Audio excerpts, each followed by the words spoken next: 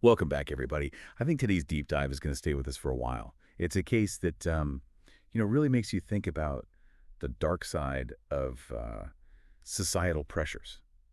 You know what I mean? When tradition clashes with matters of the heart.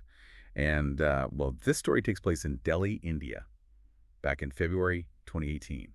And it really begs the question, how can love lead to such a brutal act of violence? This sounds familiar. It's probably the Ankit Saxena case. Yeah, Yeah, that one was all over the news. It wasn't just the crime itself. yeah. It's more about what it revealed, like all those tensions between tradition and, individual choice. Yeah, exactly. And I was looking through all the research you did on this case. The one thing that really got me was in Kit's passion. I mean, he wasn't just some teenager, caught up in puppy love or anything. The sources paint a picture of him as this talented photographer, like a young man with real dreams, like he wanted to open his own studio someday. So what else do we know about Ankit? Well, it's true what you said. His ambitions really come through, especially in the stuff you sent me. He was 23, working on his career, and it was clear that his friends and family really loved him. Yeah. It's especially sad, because you see this picture of a life full of potential, Right. and then it's just taken away so brutally. And at the center of it all is this young woman, Shehzadi. The sources say she was around 20 at the time, and right away, their relationship hit a major roadblock. Can you talk about that a bit? Oh, yeah, that's the big thing, isn't it? Ankit was Hindu and Shehzadi was Muslim. Right. And while that shouldn't matter, in a perfect world anyway, Of course. the reality is in a lot of cultures, Mm. especially in India, people are still really suspicious of interfaith relationships. Yeah, I see what you mean. Some people are even hostile towards them. Yeah, and it seems like Shehzadi's family, especially her father, Akbar Ali, Yeah, they really embodied that hostility. sadly, yeah. The sources describe Akbar Ali as being totally against the relationship. He thought it went against their culture and their religion, like Yeah. it was some kind of stain on his family's honor. It's hard to believe that kind of thinking still exists today. But it sounds like Akbar Ali wasn't just grumbling about it at home.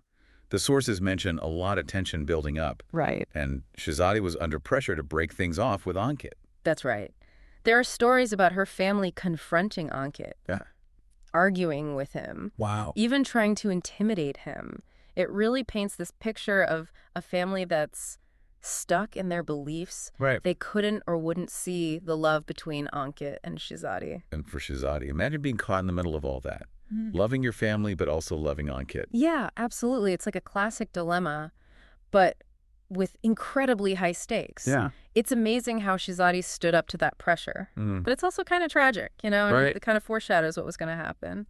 And of course, the situation doesn't get any better. Everything comes to a head on the evening of February 1st, 2018. And what really gets me is how brazen it all was. Can you take us through what happened? It's really awful. The sources say Ankit was walking home when suddenly he's confronted by Shehzadi's father, her mother, and her uncle. Wow. They weren't just passing by, they were waiting for him. Oh, I see. So this wasn't some argument that got out of hand. No, it seems like it was planned. What happened next was just brutal. A full-on attack in broad daylight with people watching in horror.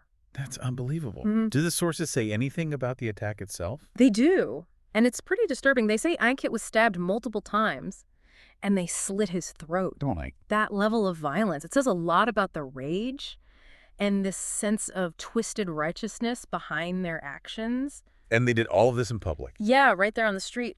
What I read suggested that some people tried to stop them, Right. but the attackers wouldn't stop. It's like they wanted to make an example of Ankit, Yeah. send a message. So right in the middle of this busy city, this young man's life is taken in such a barbaric way. It's a terrible image, and it shows how much impunity there is in these honor-killing cases. Yeah. It's like the people who did this thought their community would agree with them. And Ankit, he didn't survive the attack, did he? No, he didn't. People tried to get him to a hospital. Right. But he died from his injuries, a life full of promise just gone. All because of a love that someone decided was unacceptable. Yeah, it just shows you how deep these prejudices can go. Yeah. And how they can end up in such a horrible way. It's amazing that this happened in public, with witnesses. But they didn't even try to run away. You're right. And from what I read in the sources you gave me, the police were there almost immediately. Yeah. Which makes me think, maybe even within that community, people knew this was wrong. Yeah, that could. And on top of that, there's something else that really proves they did it. You mean the confessions? Yep. During questioning, Akbar Ali, his wife, and his brother, they admitted to the crime. Yeah.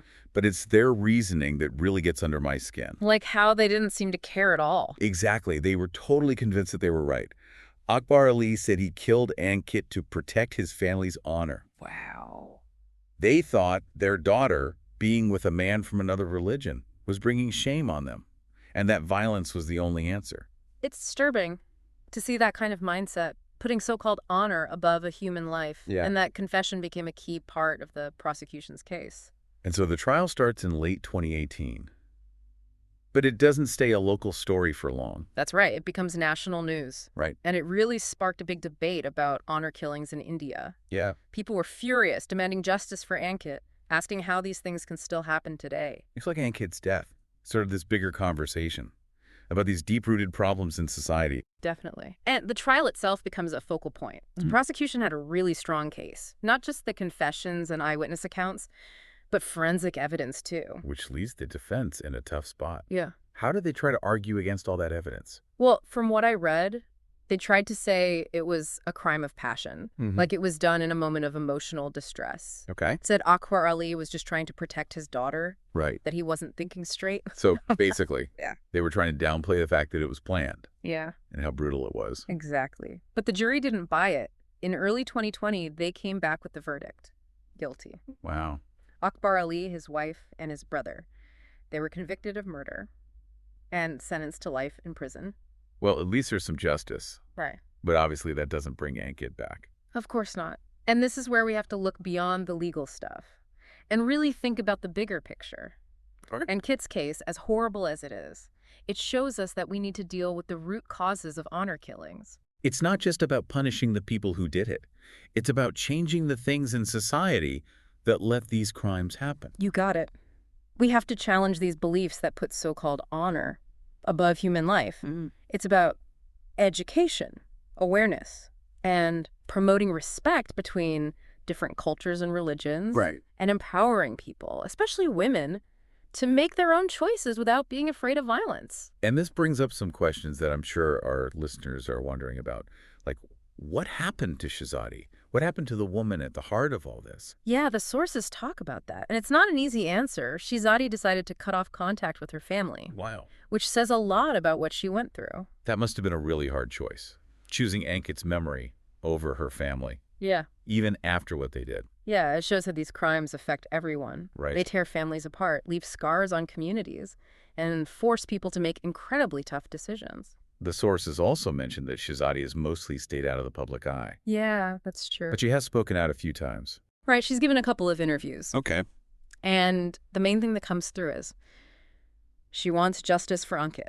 Right. And she wants to raise awareness about how bad honor killings are. It's amazing to think about her strength, not just rebuilding her life after such a loss, but also speaking out for change. She's a real example of resilience. Yeah. Her story reminds us that even after something so terrible, Yeah. there can be hope for healing and a commitment to making things better.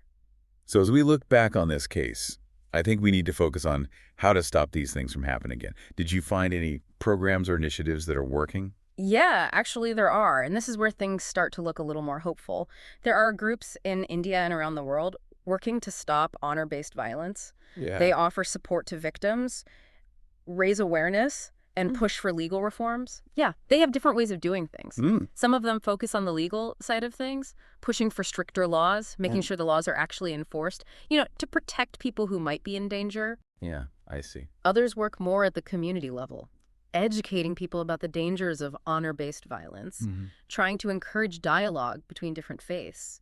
So they're coming at it from different angles. Exactly. And another important part is providing support for victims, like counseling, shelter, legal aid. Because you have to remember, Shehzadi's story isn't unique. There are so many people out there, especially young women, who are stuck in similar situations, Right. afraid of what their families will do. It's hard to think about how many other Ankit and Shehzadi stories there might be. Yeah, and that's why raising awareness is so important. We need to talk about it. Make it clear that honor-based violence is never okay, Yeah. no matter what culture or religion says. So what can our listeners do? How can they help fight against something so deeply rooted? There are a lot of ways to get involved. Hmm. You can support organizations that are working to combat honor-based violence, donate to them, or volunteer. Right. That's a real way to make a difference. Yeah. Another thing is just learning about different cultures and religions. The more you understand, the better you can challenge prejudice and stereotypes. And it's about having those tough conversations too, right? Yeah, exactly. Like when you hear someone justifying these practices, even if it's your own family, you have to speak up. Absolutely. Saying nothing just makes you complicit. Right. We need to be loud and clear that we're against honor-based violence and supporting initiatives that promote understanding between different faiths. That can really make a change. It just shows that change starts with each of us. We all have a responsibility to build a world where love wins, not fear. You nailed it. It's about recognizing that we're all human Right. and working towards a future where stories like Ankit and Shehzadi's are just a bad memory. Well, this has been a really tough, deep dive, but so important. What I'm taking away from this is we can't just ignore these crimes and say it's just a cultural thing. Right. Honor-based violence is a human rights violation, and we have to do something about it. We all have a part to play in creating a world where love guides our choices, not fear. I agree completely. It's about seeing each other as human beings and fighting for a future where love actually conquers hate. Thanks for joining us on this journey, everyone. And like always, keep learning, keep asking questions, and keep pushing for a world where love really does win.